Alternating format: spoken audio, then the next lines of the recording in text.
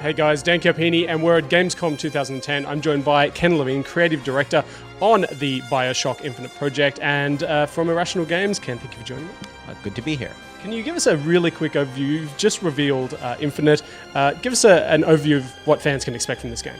Well, Bioshock Infinite is a totally new world.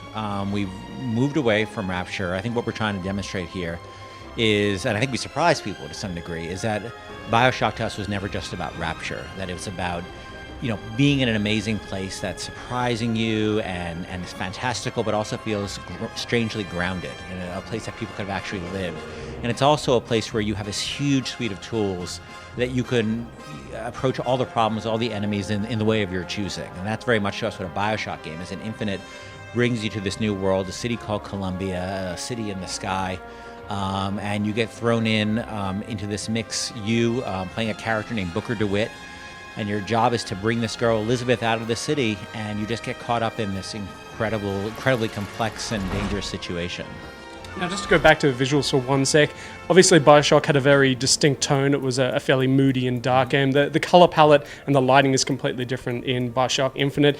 Does that present an opportunity to create mood in a different way? Yeah, I mean, we looked at a lot of films like, David Lynch's films, like you look like Blue Velvet, you look at The Shining, which are very different looking from, you think of traditional horror in terms of, dark and stormy night kind of thing. So, the opening shot of Blue Velvet, one of the creepiest shots in history, is this bright, beautiful, sunny day, this grassy field, backyard, and there's an ear, And we really want to expand, to challenge ourselves and expand our palette. Also, we felt we had explored that kind of, the underwater, dark, murky look, and we thought we were pretty reasonably successful with that, and we just wanted to say, okay, well, we did that. Let's see what we can do in this kind of space. And it's also really important to us that people looked at this game and they said, well, it's a Bioshock game, like you said, but it's not the Bioshock game that I was necessarily expecting, or what I would think of when I think of a Bioshock game exactly. And cooperative play and some twists on the plasmid system looks like it's getting a bit of a birth in Infinite. What can you tell us about those at this stage? Well, there's nothing we said about cooperative play. I just want to be clear about that. There's been some misconceptions about that. Elizabeth is a companion for you, an AI companion for you, and she has some very specific gameplay purposes. This is the woman you go through a lot of the experience with, and she has very specific narrative purposes in the world, but she's not a character you play.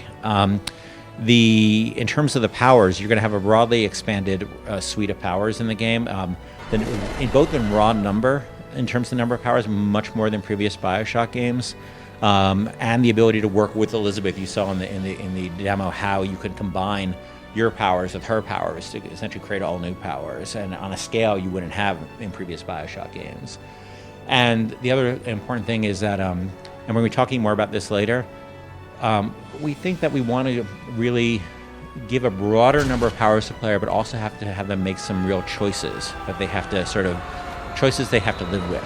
Now, steampunk obviously plays a huge role in the game. What sort of visual influences have you drawn on for this project? Well, we got the people called Bioshock 1 steampunk too, and the reason I think we don't think of it as that is because we don't look at like any source material, we don't look at fictional source material. We always look at real architecture.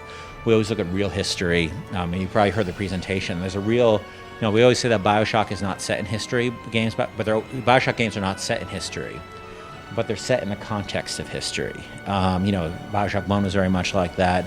And this game is also set in the context. It's a context of history. It's a certain historical period. There's certain aesthetic elements. There's certain architectural elements you see that come from that period and from previous periods. The sort of feel we wanted in this was, the most important feel is, what do people, especially in America, or people even looking at America, think of when they think of, July 4th, 1900. That's the feeling we wanted. That 4th of July, which is, our Independence Day. That sunny, sun-bleached, saturated, the flags waving, the hummingbirds going around the trees, the bees buzzing. That's the feel we want to get across. This idealized memory people have of a certain time. And lastly, xenophobia seemed to be one of those themes that recurred a little bit during our demo. What role will that play in story? Well, I think that we always try to make the worlds of these games take place in to be worlds of ideas. And there are ideas you maybe like and ideas maybe you don't like. Maybe with Andrew Ryan, that was the case. Even games we made back, like, if you look at Shodan and System Shock 2, she had very strong ideas, and the many had very strong ideas. Because I think a world of ideas is, we just think it's more interesting than just in a world of, these are the good guys, these are the bad guys. We try to let you decide, and sometimes neither side is particularly good or particularly fully evil.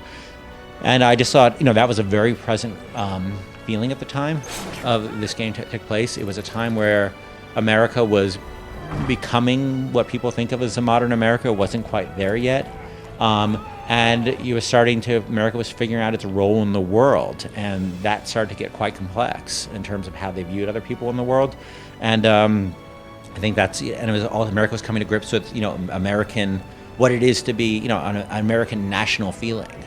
And I think you often see those things go hand in hand. Now, that's obviously a very quick look at Bioshock Infinite. It's coming out soon. Can you give us an indication of platforms and when people will be able to play this one? It's not coming out soon. It's 2012.